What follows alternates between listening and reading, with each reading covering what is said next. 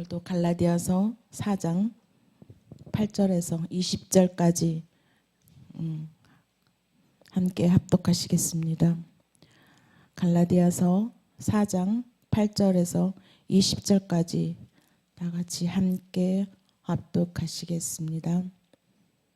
그러나 너희가 그때는 하나님을 알지 못하여 본질상 하나님이 아닌 자들에게 종노릇하였더니 이제는 너희가 하나님을 알 뿐더러 하나님의 아신 바 되었거늘 어찌하여 다시 약하고 천한 초등학문으로 돌아가서 다시 저희에게 종노릇하려 하느냐. 너희가 날과 달과 절기를 해를 삼가하더니 내가 너희를 위하여 수고한 것이 헛될까 두려워하노라. 형제들아, 내가 너희와 같이 되었은즉 너희도 나와 같이 되기를 구하노라. 너희가 내게 해롭게 하지 아니하였느니라. 내가 처음에 육체의 약함을 인하여 너희에게 복음을 전한 것을 너희가 아는 바라. 너희를 시험하는 것이 내 육체에 있으니 이것을 너희가 없이 여기지도 아니하며 버리지도 아니하고 오직 나를 하나님의 전사와 같이 또는 그리스도 예수와 같이 영접하였도다. 너희의 복이 지금 어디 있느냐? 내가 너희에게 증거하노니 너희가 할 수만 있었다면 너희의 눈이라도 빼어 나를 주었으리라. 그런즉 내가 너희에게 참된 말을 함으로 원수가 되었느냐? 저희가 너희를 대하여 열심 내는 것이 좋은 뜻이 아니요 오직 너희를 이간 붙여 너희로 저희를 대하여 열심 내게 하려 함이라. 좋은 일에 대하여 열심으로 사모함을 받으면 내가 너희를 대하였을 뿐 언제든지 좋으니라. 나의 자녀들아, 너희 속에 그리스도의 형상에 이루기까지 다시 너희를 위하여 해산하는 수고를 하노니 내가 이제라도 너희와 함께 있어 내 음성을 변하여 하면 너희를 대하여 의심이 있음이라. 아멘.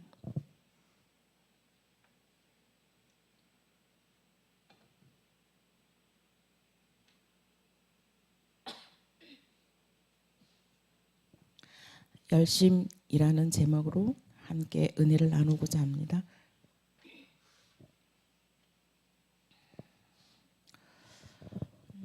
갈라디아 지역에 교리적 문제를 바로잡기 위해서 바울이 펜을 들어서 기록한 것입니다.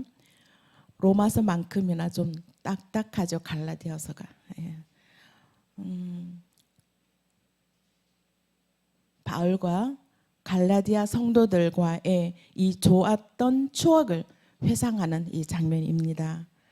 이 떠났던 자리가 얼마나 중요한 것인지 다시 한번 그 중요함을 기록하고 있습니다. 8절엔 너희가 그때는 하나님을 알지 못하여 본질상 하나님이 아닌 자들에게 종노릇하였다라고 합니다. 이때는 하나님을 알지 못하고 우상에 빠져 있었던 그 때를 이야기하고 있지요. 복음을 본질상 알지 못했대. 하나님과 원수 되었을 때를 이야기합니다. 그런데 지금은 그때와는 다르다라는 것이죠. 지금은 그때와는 달라서 복음을 심어 놓았는데 어느 날 갑자기 거짓 교사들이 내려와서 유대인들이 사도 바울이 가르친 그 교리를 혼란시켜 놨습니다. 사도 바울은 오직 구원은 은혜와 믿음으로 구원을 얻는다고 얘기를 했는데 유대인들이 거짓 교사들이 그것만으로 구원을 받을 수 있나? 아니야. 그렇게 쉽게 구원받는 거 아니야. 율법으로 구원을 받아야 해. 그럼 믿음도 맞아. 근데 율법이 있어야 해. 라고 거짓 교사들이 계속 율법을 강조하면서 갈라디아 교인들을 혼란시킵니다. 자꾸 얘기하면 사람들은 넘어가게 되죠. 그래서 성도들이 이 거짓 교사들의 율법 율법주의자들에게 살짝 넘어가 있었습니다. 그것을 지금 이야기를 하고 있죠. 이 율법주의자들은요, 우리는 태어나면서 그냥 율법주의자라고 보시면 될 것 같아요. 특히 또 우리나라는 그런 게 좀 강하죠. 예수 그리스도의 복음이 들어왔는데도 불구하고 우리나라에 보면 예전부터 믿어왔던 그러한 샤머니즘적인 종교들, 토속 신앙들, 그리고 또 우리나라는 유교와 불교가 엄청 강하게 들어와 있잖아요. 그런 것들, 권선징악 이런 것들이 섞여져 있어서 믹서된 그러한 복음이 우리나라에 많이 들어와 있죠. 그리고 교회를 다녀도 약간 그런 것들이 섞여 있는 모습을 볼 수가 있습니다. 저도 아마 어렸을 때 그랬던 것 같아요. 어떤 제 친구가 그러더라고요. 이제 고등학교 때 그랬었나 봐요. 지금은 이제 하늘나라 간 친구가 너는 어떻게 꼭 교회를 무슨 나쁜 일이 일어나면 야, 나 교회에서 열심히 다 못해서 그랬나 봐 이렇게 얘기를 했대요. 저는 기억이 안 나거든요. 그래서 되게 듣기 싫었다고 하더라고요. 뭐든지 어떤 일 할 때마다 교회를 연관시킨다고 되게 듣기 싫었다라고 얘기를 해요. 나도 알지 못하게, 우리들도 알지 못하게 율법주의, 그리고 우리나라는 특히 샤머니즘, 권선징악, 나도 모르는 사이에 토속 신앙들이 내 몸에 배어 있습니다. 그런 것들로 인해서 우리는 이 인간의 연약함 때문이겠지. 우리 연약함을 이용하고 또 악용하는 그런 일들이 많이 일어납니다. 그래서 여기 거짓 교사들이 갈라디아 성도들에게 이러한 연약함을 통해서 거짓으로 복음을 전하고 있었습니다. 율법을 강조하는 사람들이었죠. 그 율법주의의 부작용이 있습니다. 굉장히 열심을 강조합니다. 우리들은 뭐든지 굉장히 열심히 하죠. 저도 되게 열심히 하는 스타일입니다. 열심을 강조하다 보면 부작용들이 많이 일어납니다. 비교하게 되죠. 그리고 서로 경쟁하게 됩니다. 저도 막 어렸을 때 교회에서 무슨 대회 있으면 죽기 살기로 연습해갖고 1등을 하고야 말았습니다. 그거 굉장히 피곤한 스타일이죠. 근데 이제 지금에 이제 와서는 그런 것들이 많이 흐려지고 함께 할 수 있다는 것에 감사하는데 그때는 너무너무 열심히 하다 보니까 그냥 난리가 날 정도로 연습하고 막 그랬던 기억이 납니다.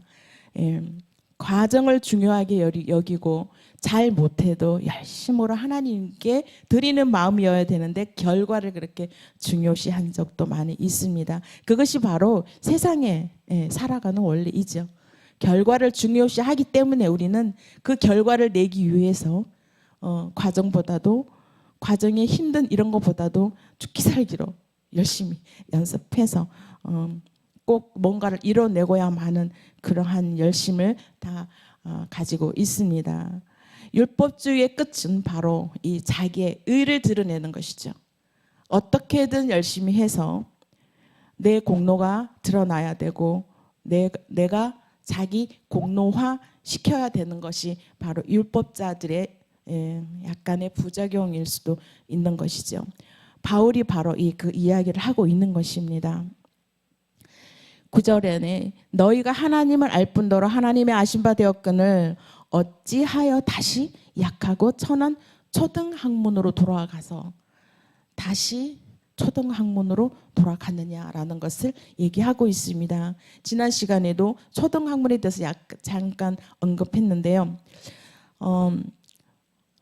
초등학교에 들어가서 우리가 글자를 익히고 책을 읽고 그것만 하는 것이 아니죠. 그 이후에 문학도 읽어야 되고 또 나아가서 철학도 사상도 이러한 문학의 세계로 가야 하는 것이 우리 글을 읽은 성장하면서 이렇게 가야 하는 것이잖아요. 단지 글을 읽는 것에 지나지 않는 거죠. 그 숫자 산수 공부도 초등학교 때 산수 지금은 수학이라고 하지요. 산수만으로 그치는 게 아니잖아요. 그 수학 이외에 뒤에 숨어 있는 그런 학문들을 우리가 점점 성장하면서 배워야 하는 것이죠. 이 수학이 숫자만으로 가르치는 게 아니고 모든 이치에 이 수학이 다 들어 있더라고요. 예, 수학이 다 응용되고 있더라고. 예, 회사에 인원을 뽑을 때도 수학과 나온 사람들을 많이 채용한다고 해요. 그만큼 모든 일에는 수학이 다 접목이 된다는 것도, 또 음악도 수학이 너무너무 하기 싫어서 음악을 했는데 음악을 하다 보니 음악 안에도 수학이라는 것이죠. 박자를 수로 전부 쪼개고 숫자 없이는 음악이 이루어지지 않더라고요.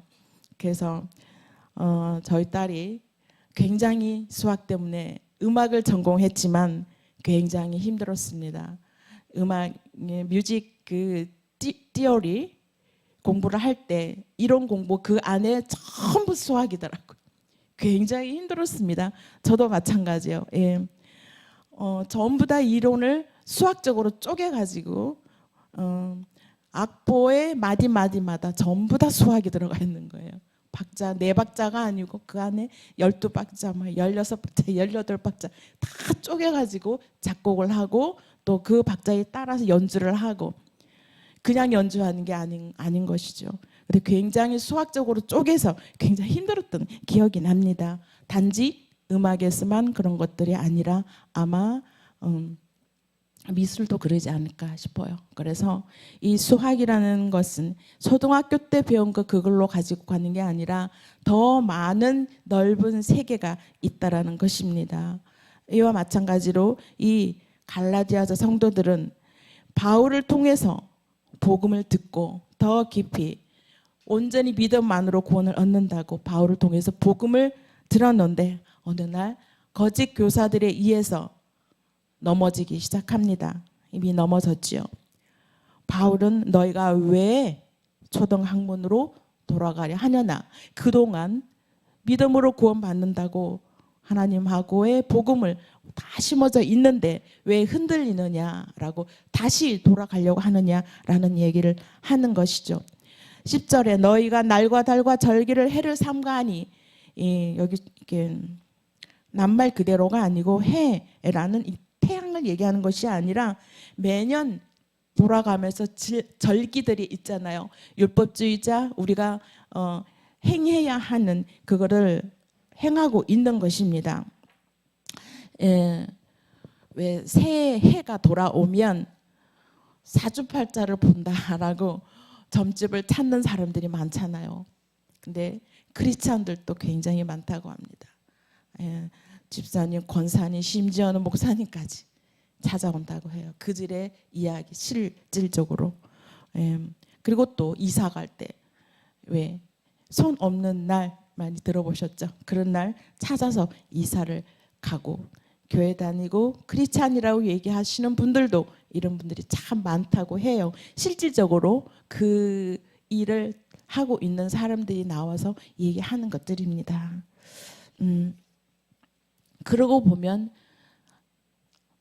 하나님의 복음을 받아들였다고 하면서도 우리 안에 뼛속까지 토속 신앙, 샤머니즘적인 그런 것들이 내 안에 들어와 있기 때문에 그런 것이죠. 그래서 우리는 얘기를 하죠.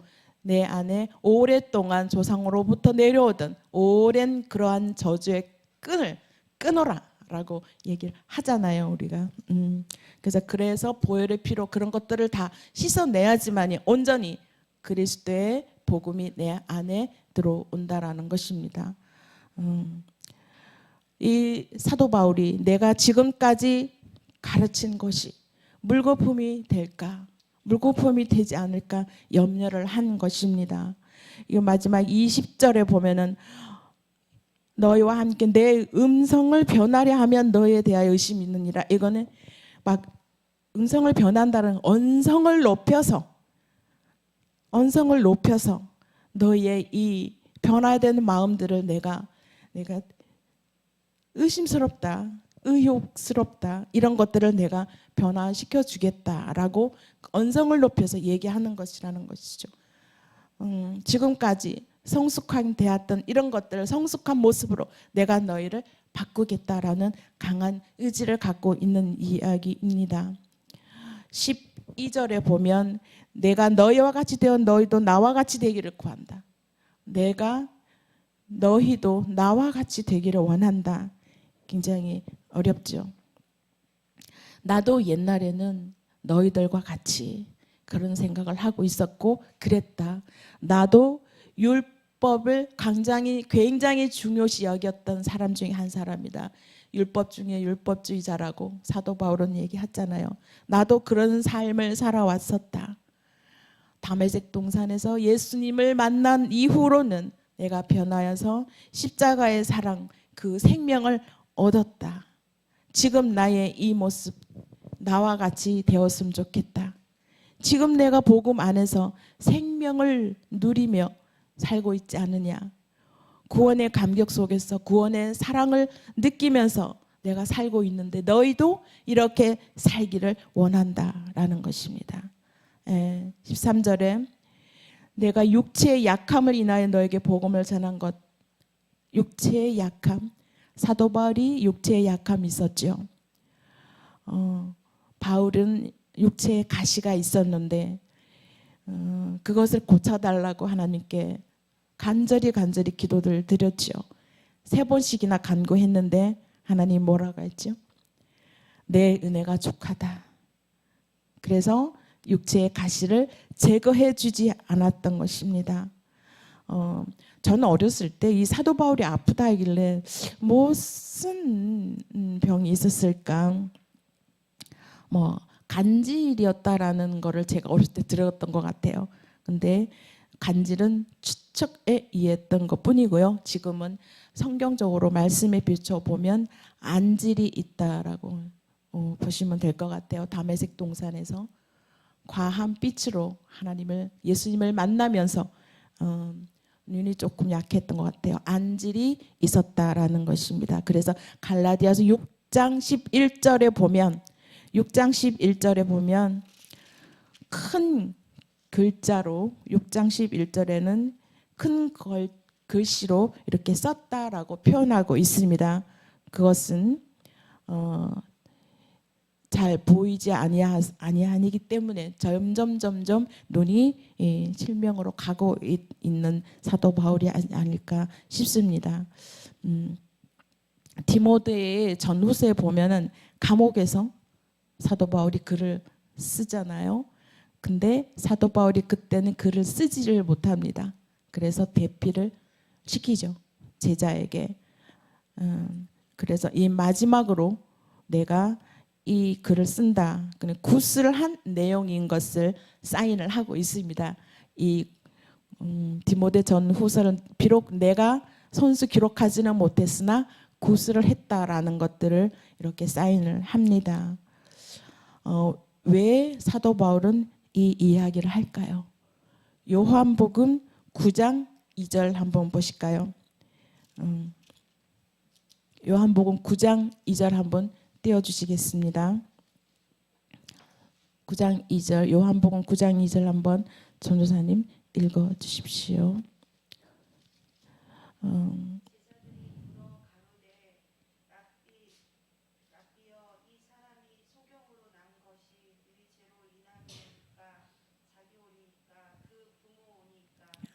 네, 이게 안지를 내가 눈이 나쁘다라는 것을 강조한 이유가 있는 것이죠. 그 당시에 눈이 보이지 않고 맹인으로 살아간다는 것은 두 가지의 이유가 있는 거죠. 맹인 하나님에게 첫 번째는 저주를 받고 있는 것이다. 그리고 하나님과의 관계가 끊어졌다라고 생각하고 있었습니다. 유대인들이. 그래서 출교의 대상이 되기도 했습니다. 이와 비슷한 생각을 이방인들도 많이 했습니다. 이방인들도 자기네 신이 있지 않겠어요? 그 신들에게 저주를 받아서 맹인이 된다, 눈이 보이지 않는다라고 생각하고 있었다고 그래요. 그런데 생명을 전하는 자가 눈이 안 보인다, 사람들이 사도 바울을 생각할 때 어떻게 생각하겠어요? 그거는 상식 밖의 일이었습니다. 그런데도 불구하고 갈라디아 성도들은 사도 바울의 복음을 믿고 따라왔던 것입니다. 이 복음이 주는 이 생명과 이 자유, 이런 것들이 이 안에 실려 있는 것이죠. 복음이 주는 그 생명력 때문에 사도 바울이 눈이 멀어져서 좀 안 보이는 가운데 있지만, 눈이 흐려지는 가운데 있지만 그거를 저주의 대상으로 보지 않았다는 것입니다. 그만큼 율법의 혜택을 넘어서 사랑의 실천을 하는 그런 용기를 가지고 있었던 사도 바울인 것을 갈라디아 교인들은 알고 있었고, 그걸 믿어왔었는데 거짓 교사들에 의해서 많이 흔들리고 있었다라는 것이죠. 너희들은 내가 이런 가운데 있었어도 나를 따랐고 그랬는데, 예전에 그러한 용기들, 그러한 믿음들이 다 어디에 가버렸냐라고 얘기하는 것입니다. 너희들이 내가 이런 모양이고 저주를 받을 그러한 대상이 이었었는데, 그런데도 나의 복음을 따르고 순종했는데 지금은 너희들의 그 믿음이 어디 갔느냐라고 사도 바울이 얘기하고 있습니다. 17절에 쭉 읽어보면은, 너희를 대하여 열심을 내는 것이 좋은 것이냐? 유대인들이 왜 너희들에게 열심을 강조하고 너희들에게 이렇게 얘기하는지 내가 얘기해 볼게. 유대인은 의도를 지금 폭로하고 있는 것이죠. 왜 너희들에게 열심을 강조하고 율법을 강조하고 너희들에게 경쟁심을 불러일으키느냐? 그것은 너희들 그리스도 안에서 이간질을 해서 자기들에게 열심을 하라고 얘기하는 것이야. 하나님께 열심히 하는 것이 아니라 율법주의자들 자기들한테 열심을 다 하라고 얘기하는 것이다라고 사도 바울이 말하고 있습니다. 한동안 제자훈련으로 인해서 많이 교회들이 붐을 일으켰죠. 제자훈련을 필수적으로, 선택이 아니라 필수로 많이 교회에서 시켰습니다. 그래 또한 좋은 점도 많이 있었지만 부작용도 있었습니다. 일부 소수 교회에서는 제자훈련의 명목으로 교회에 적합한 제자를 만들었고요, 사람들의 제자를 만들었고, 목회자의 제자를 만든 그런 일들이 많이 있었습니다.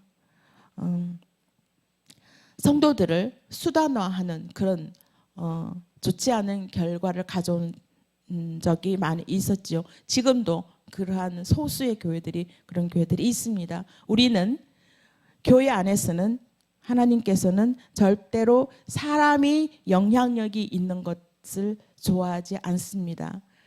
교회 안에서는 사람이 영향력을 가지고 교회가 움직여지는 것이 아니라 온전히 예수 그리스도의 영향력으로 교회가 움직여져야 되는데, 사람의 영향력으로 움직여서는 절대 안 된다. 하나님이 기뻐하지 않은 일들이 종종 일어나고 있는 것입니다. 이것이 율법주의자들의 목적이었습니다.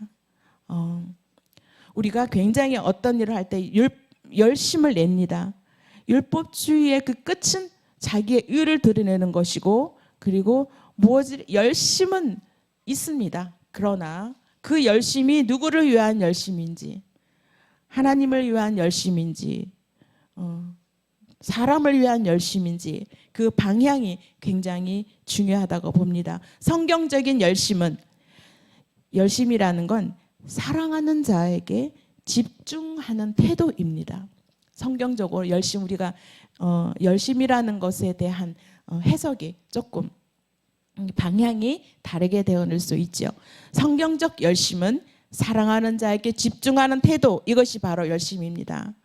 사랑하는 사람을 보면 일거수일투족을 전부 보게 되죠. 예. 이렇게 영국 속담도 있어요. 사랑하게 되면 눈이 1000개가 생긴다라고 그래요. 하나하나 다 살피죠. 움직임. 하품을 해도, 그리고 또 잠깐만 눈물만 지어도, 웃어도, 찡그려도 왜 그럴까? 그거 다 보고 있습니다. 남들이 보지 못하는 것, 사랑하는 사람은 다 보고 있는 것이죠. 그것처럼 방향이, 우리는 그 열심의 방향이 어디로 가 있는지, 그리스도에게 향하여야 하는데 사람에게 있지 않은지, 그것 한번 돌아보는 시간이 되었으면 좋겠습니다. 19절에 자녀들아 라고 부드럽게 사도 바울이 갈라디아 성도들에게 말하고 있습니다. 굉장히 따뜻한 의조로 얘기합니다. 아버지의 마음으로 이야기하고 있죠.